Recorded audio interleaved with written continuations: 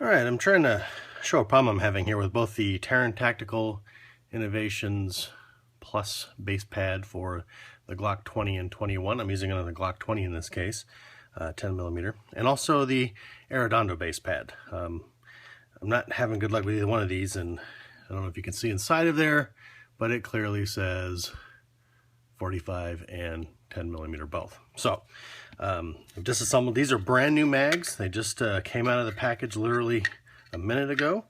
I've taken them apart, and so now I'm going to go ahead and disassemble the existing spring and follower. You see they come apart pretty quick.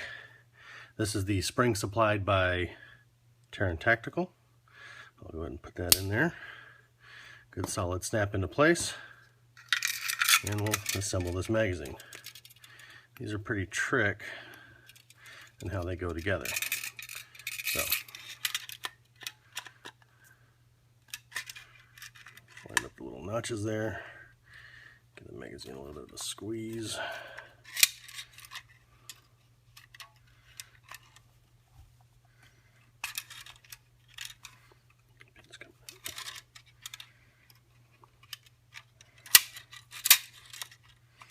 Not the easiest things to assemble now, are they?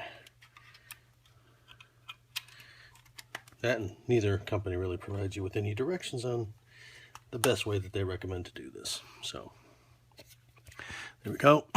Base pad's in there. We'll push our little pin up. That locks it in place. So, there you go. Terran Tactical. Now, let's go on to the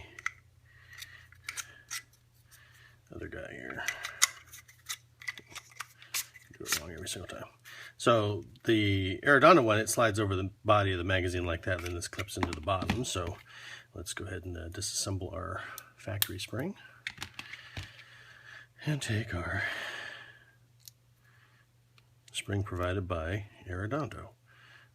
And you notice on the last one, it snapped in really pretty easily and pretty solidly. But I'm having big problems with this one in particular, and I don't know if it's the spring is bent or what's going on, but it does not want to cooperate and snap into places easily.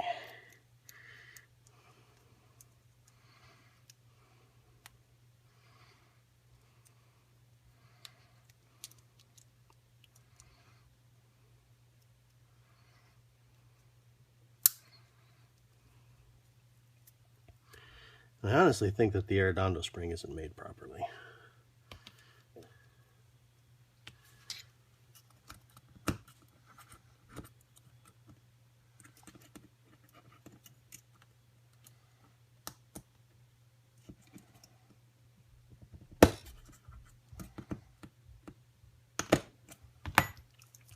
See, it just will not go in there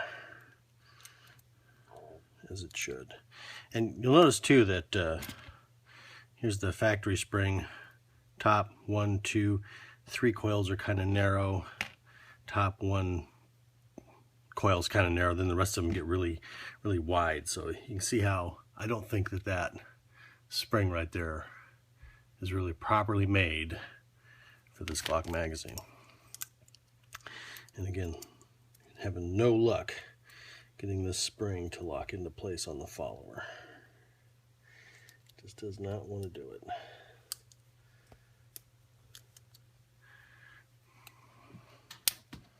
Okay, there, it kind of snapped a little bit, but as you can see in there, that is definitely not how it should be.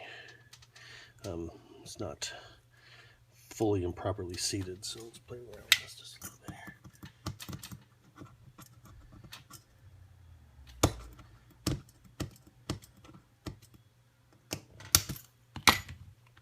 So yeah, I'm not even going to use this spring. I'm going to swap over to the Terran Tactical supplied spring for this one. So this is spring supplied by Terran Tactical. You can see how it's more narrow at the top, although you can notice though that it's about a coil length shorter when you look at it all together. So, but I think it's a better made spring. So let's go ahead and see how easy it is for this to pop into this one. And it doesn't want to work either right away off the bat. That's fantastic.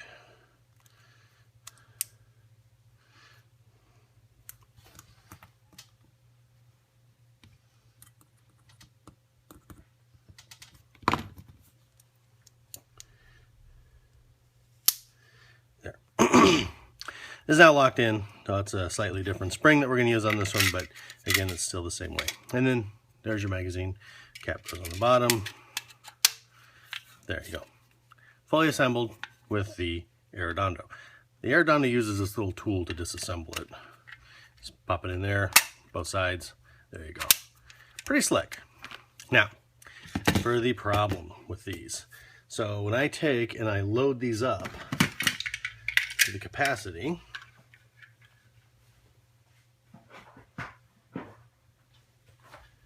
that they should be at 20 rounds of 10 millimeter. These things should hold the factory 15 plus 5. Should be able to get 20 rounds into these things. There's 20 rounds. Now let's start with the tear tackle. See how we do. 1, 2, 3, 4.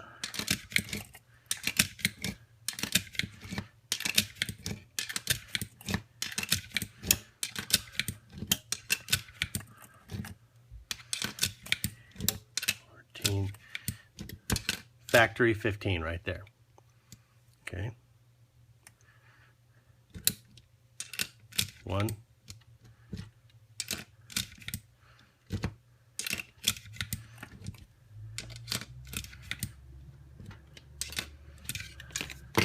All right, so I got 20 rounds into there.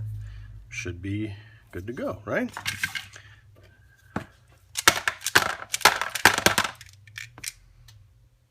See that?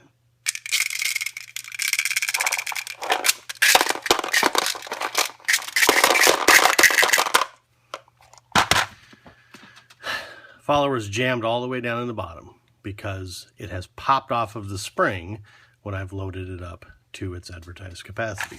Now this is going to be a real bear to see down there with the light that I have, but I have to basically disassemble this thing. I don't think I even want to try to get that follower to pop back. So let's go ahead and remove our base pad here very carefully so I don't, and there it goes, it just snapped back. So what's happening, I think, is that the follower, as it gets down there past this, it's actually totally rolling onto its side, and I can't get to that, you know, anything beyond 15 round capacity on these, which is kind of a disappointment. The whole reason I bought these was to have 20 rounds of 10 millimeter. So let's try it again with the Arredondo mag now. 1, 2, 3, 4, 5, 6, 7, 8, 9.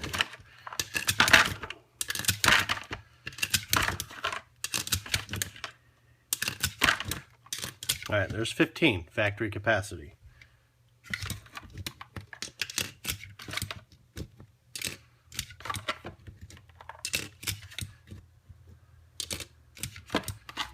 It's 19, here comes number 20. All right, so I got 20 of them in there. Seems like they should be working okay. I think that angle of loading there is about accurate. Same exact problem. I now have a salt shaker.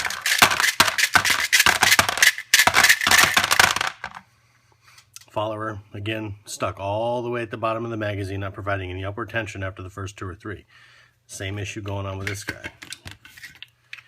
So let's disassemble this one. Fortunately, this one actually happens to keep it captive, so when it shoots out into my hand here, see, I even lost control of that one because it shot it out so fast.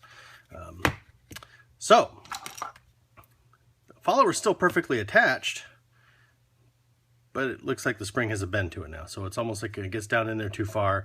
The spring just wants to lose control of the follower and it rocks it off to the sides. I don't know if that's because as it gets past the bottom of the magazine here, the width of the magazine gets wider, and the narrower 10mm round versus the 45 allows it to kind of get out of proper alignment. So it almost seems like these are good for 45 and not at all usable for 10mm.